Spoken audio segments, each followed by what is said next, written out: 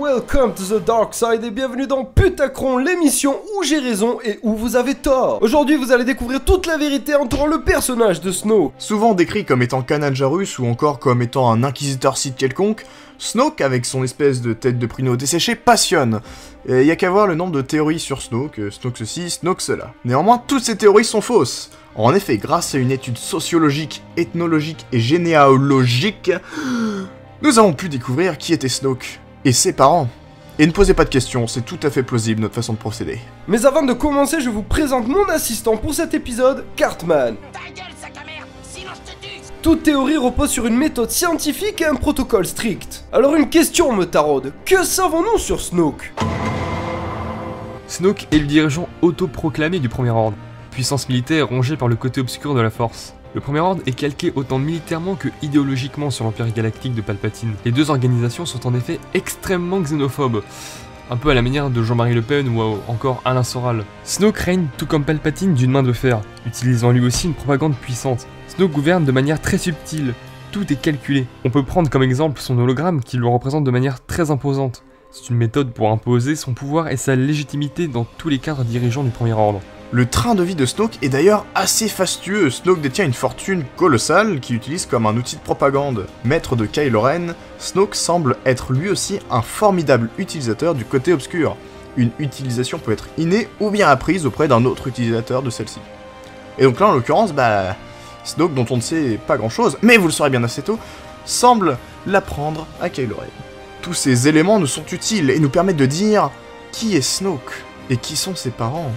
Remontons en arrière, plus de 30 ans en arrière. Palpatine gouverne l'ancienne République puis l'Empire Galactique. Un homme en apparence énigmatique qui n'a d'intérêt que pour lui-même et son propre pouvoir, autant politique que comme utilisateur de la Force.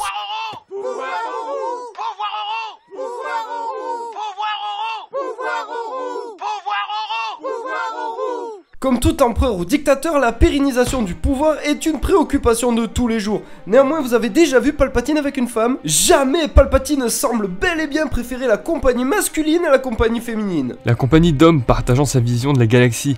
Et qui est donc le partenaire idéal?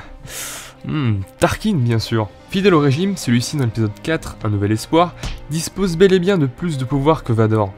Tarkin exerce d'ailleurs sur lui une influence et un pouvoir bien réel. Pouvoir conféré par sa liaison avec l'empereur, si vous voyez ce que je veux dire. Et puis, quand c'est toi qui gouvernes, personne ne remet en doute ton orientation sexuelle du coup. Un problème subsiste, deux hommes ne peuvent avoir d'enfants. Je vais pas te faire un cours de SVT, mais naturellement, c'est impossible.